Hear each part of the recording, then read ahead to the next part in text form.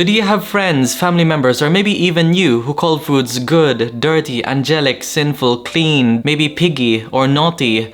Maybe I'm gonna pig out on these foods. Well, in this video, I'm gonna be explaining 5 reasons why adding morality to food is actually wrecking your self-esteem. It's wrecking your mental health subconsciously. So number 1 is because it promotes disordered eating, which could lead on to full-blown eating disorders. How can that happen? So there's a condition called orthorexia, which you probably might have not heard of, or maybe you have heard of. So orthorexia is the obsession with clean eating. So it's a more progressive Western style eating disorder. So orthorexia is focused on you only eat clean foods. You only eat organic foods. Whenever you eat a cookie, you go to the gym to purge it off or burn it off as much as possible. When someone offers you a pizza, you're like, oh no, I only eat egg white pizzas, which are full of spinach and rocket and soya, quinoa, kale, all those kinds of things. So orthorexia is an eating disorder because you're trying to avoid yourself from any social situations. You're isolating yourself. You're avoiding certain foods because of the labels that you attach to it. And one of the key factors of eating disorders is having rules. Having very, very strict food rules, very strict habits, which would prevent you from gaining weight or fear of weight gain. So one of the key factors of eating disorders, or particularly orthorexia, is you're trying to avoid certain foods because of the fear of the calories, or fear of weight gain, or the way it will change your body, or the way it makes you feel subconsciously, mentally, because of the morality to the food that you add to it, like good, bad, or maybe the calorie-wise, fear of gaining weight. So I want you to ask yourself, are you avoiding any certain foods because of friends or family members? If someone invites you out to like some pizza or some whatever meal it is, then are you not wanting to go out because of the food, or is it because of the people or the people you want to hang out with? If it's the food, then you might want to check yourself or be very mindful if you might be having orthorexic habits or adding morality to foods, calling foods good, bad, piggy, naughty, because that's actually affecting your mental health negatively. Social withdrawal negatively affects your mental health, and it's a really key factor which could lead to depression, rumination, anxiety, and low mood. So before we move on to number 2, I'd like to let you know about my free binge eating masterclass webinar, which is in the link in the description of this video. And if you're struggling with binge eating, there are lots of triggers, and I'll teach you how to overcome it and what your meal or day in the life should look like, what you should eat, and what the meal should look like, what they should contain, so you can overcome binge eating. So check that in the link in the description, which is completely free. All you have to do is just sign up for it and you'll get unlimited access to it. An hour-long free webinar-style masterclass. So let's move on to number 2. Adding morality to food actually fosters an unhealthy relationship with food. So someone with a good relationship with food doesn't really think about food, if I'm being honest. They don't really think about, oh, there are too many calories, or this food is good, this food is bad. You're not gonna change the way that you accept food. So for example, if someone offers you a cookie and you have a good relationship with food, you'll be like, oh, thank you for the cookie, I'll eat that. And then you don't even think about it. You don't think about any morality. You don't think about, oh, I need to burn this off, or how can I burn this off? This is a bad food. Someone with a poor relationship with food, they'd eat the cookie, or maybe they might not even eat the cookie. They'll eat the cookie, let's say, and they start to think about in their head, oh, how many calories was that cookie? I need to burn this off. How many hours in the treadmill is that? What should I do? Should I start jumping onto a diet? Should I start eating less tomorrow? Oh, this is a bad food. Oh, I'm a bad person. Oh, I don't deserve this. All those kinds of foods. These negative, anxiety-ridden thoughts will start to run around your mind, and this will build an unhealthy relationship with food, and this starts to promote a really disordered cycle, and this could lead to eating disorders down the line. Now moving on to number 3 is adding morality to foods actually increases anxiety and stress. So as we mentioned earlier, like someone with a good relationship with food, they don't even think about food. So maybe they eat breakfast and then they don't even think about food. And so for some people that might be seeming like a very, very weird thought, like what? People don't really think about food? So when they're not thinking about food, they're focusing on experiences. So if they're watching a TV show, then they're focused on the TV show. If they're having a walk with family or friends, then they're focused on the conversation. Their mind is not wandering around food, or their mind's not wandering around what should I be eating for dinner, how many calories. They're not constantly thinking about food. But if you add morality to food, then you're going to be having constant anxiety, constant fear or worry around food. It's putting you at a fight or flight response constantly about food. Your body starts to have high cortisol levels, a stress response, which could lead to poor sleep, depression, anxiety. It can increase your appetite whenever you eat these foods. So remember, we need to eat to live.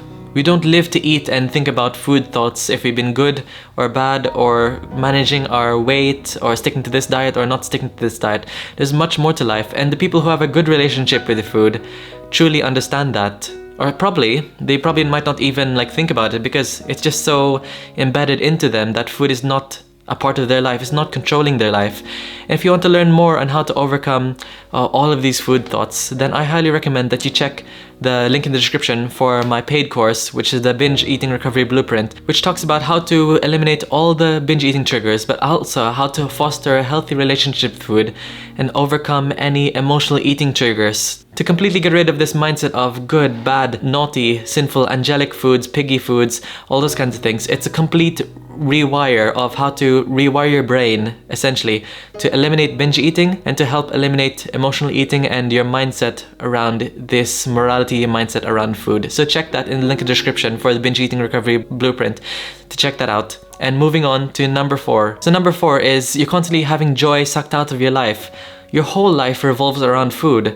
You go to holiday and you're constantly thinking about food. You're constantly jumping onto diets. You're thinking about, oh, is this naughty? Is this good? Is this bad?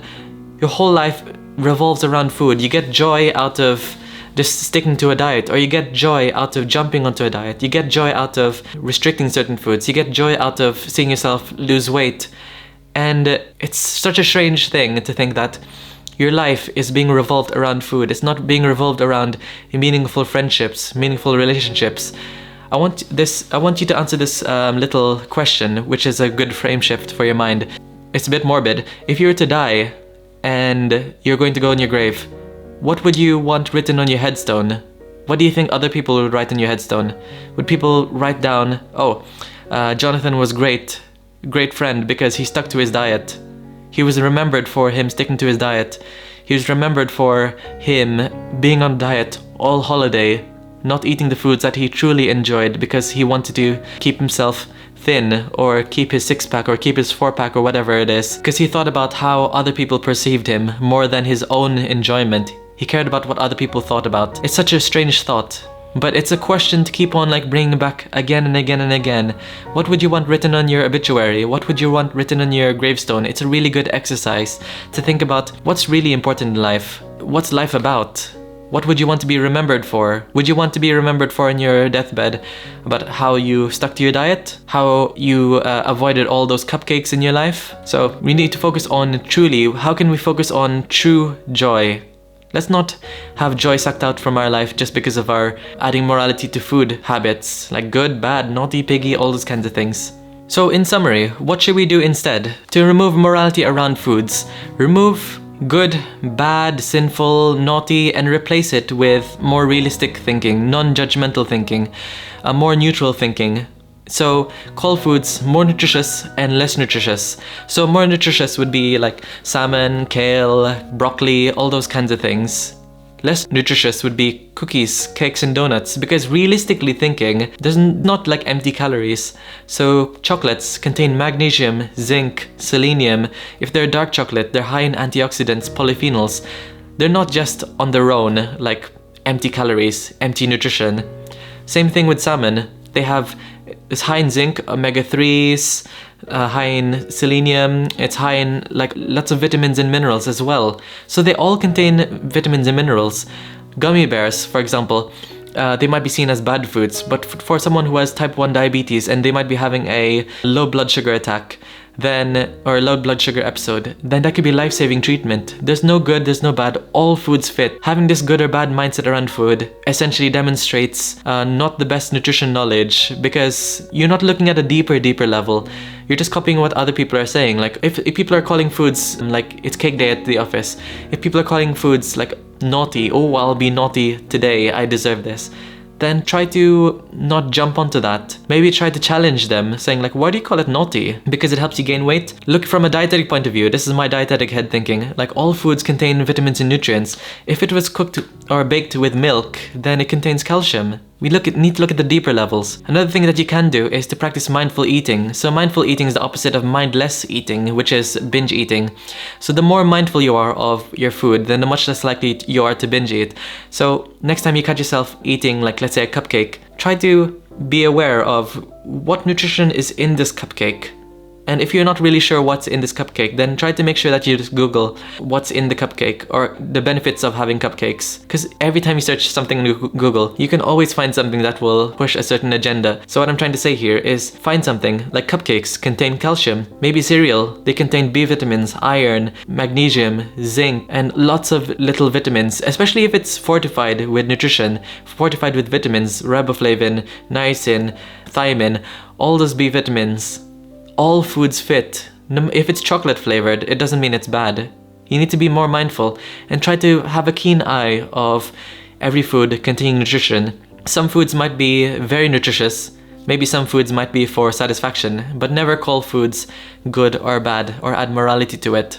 And the final thing to remember is that food has a key role in building social relationships or improving community relationships. So pizza is a very common community food because it's something to be shared, it's enjoyable, and it's something just talk about. Like, it's great to talk about, like, oh, this pizza is really delicious.